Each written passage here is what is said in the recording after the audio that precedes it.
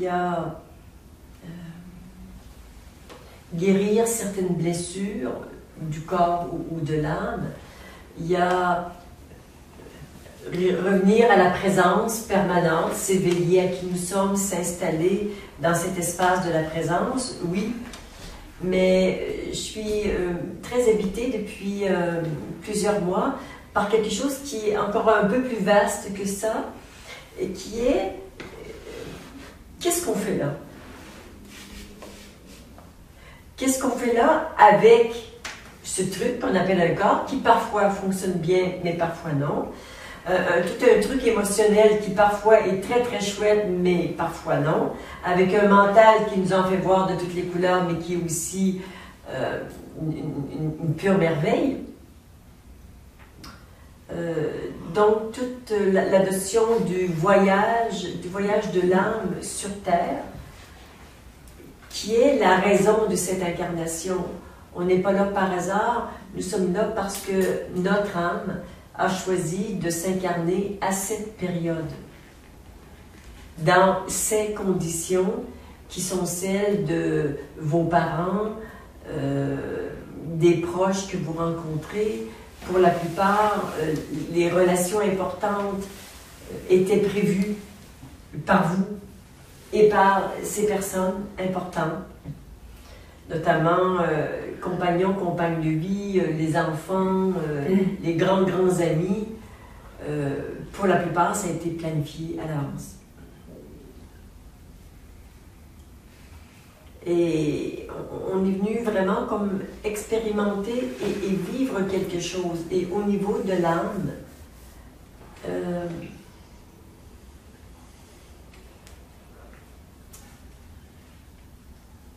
comme si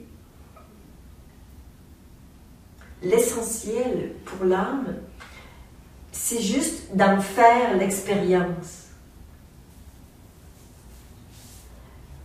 Ça n'a pas d'autre but que de « je ne sais pas ce que goûte ce fruit, je le mange complètement en conscience et maintenant, je ne sais pas pourquoi, là j'ai l'image d'un kaki, je sais ce à quoi goûte un kaki. » Et il y a quelque chose au niveau de l'âme qui cherche ça, dont c'est le but ultime.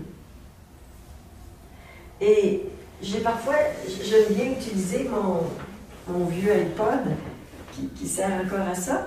C'est comme si tant que je n'ai pas goûté, par exemple, le kaki ou une vue défaillante, je suis sur le côté neutre.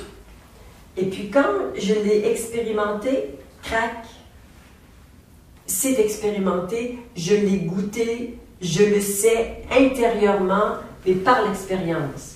On ne peut pas, même si quelqu'un vous témoigne de son expérience, quelle qu'elle soit, c'est quand on l'a vécu. Même, messieurs, si on vous parle de comment s'est passé l'accouchement, vous êtes bien attentifs et empathiques, mais vivre un accouchement, c'est autre chose que d'en entendre parler. Et toutes les expériences, c'est pareil. Alors, nous allons certainement consacrer un moment à toute cette histoire de notre âme, qu'est-ce qu'elle est venue faire, et la place qu'elle prend dans notre vie. Et si, en tournant son regard vers ce qui perçoit, nous touchons l'essentiel de l'être,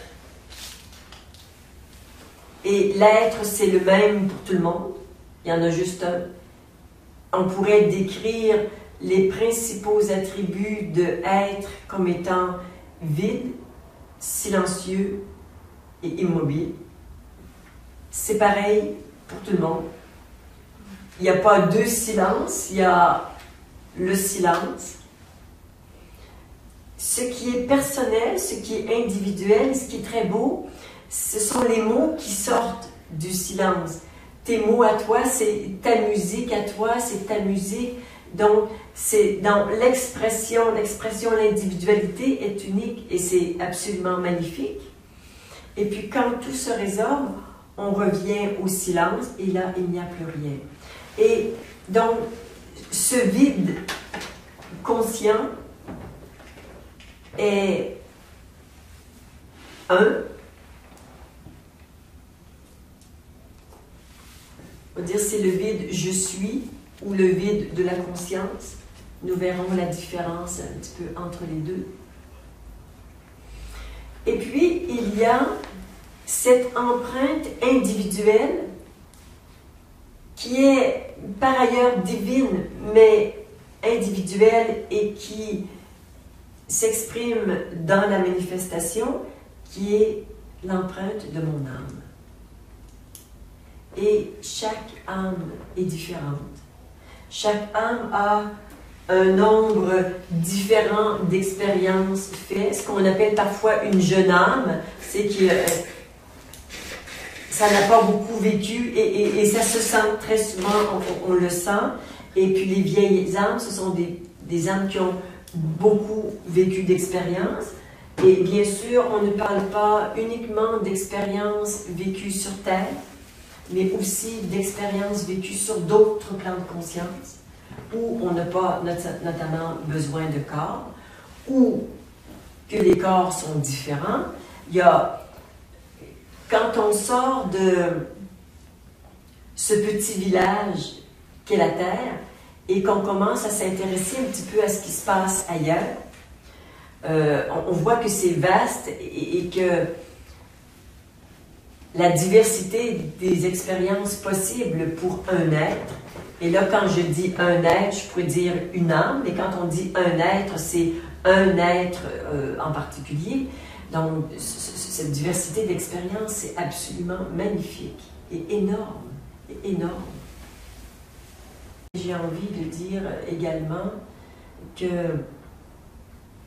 ce que nous avons ici n'est pas la totalité de notre âme. Ce sont des fragments de notre âme source qui, elle, si vous avez la chance d'entrer en contact non seulement avec ce fragment d'âme, ce qui est déjà magnifique, mais avec votre âme source, l'endroit d'où partent tous les fragments, dont au moins un est sur la planète, mais probablement que vous avez d'autres fragments de votre âme ailleurs sur la planète en cet instant.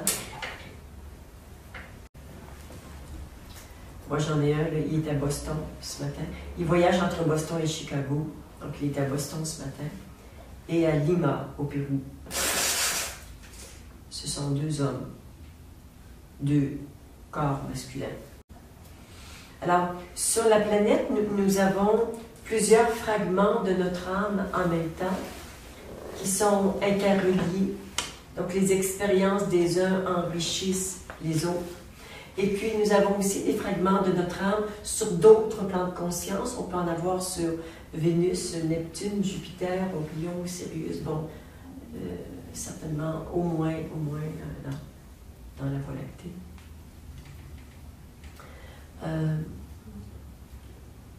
Je me suis intéressée à toute cette question comme une évidence, comme si le fait d'en savoir plus permet de mieux vivre notre petite vie dans cette réalité, dans cette petite réalité terrestre en 3 dimensions, que je trouve magnifique, charmante et en même temps très unique.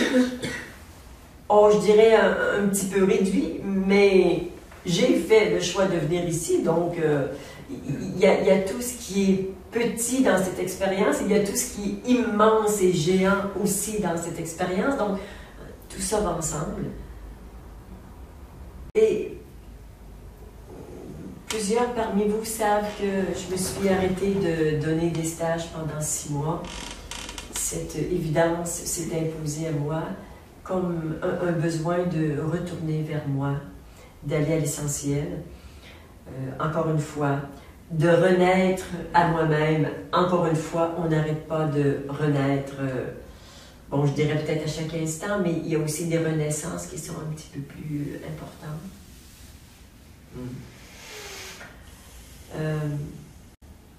Ça fait un peu le même sentiment que quelqu'un qui vivrait dans un petit village de 400 âmes et qui un jour décide de faire le grand voyage et d'aller à Bruxelles.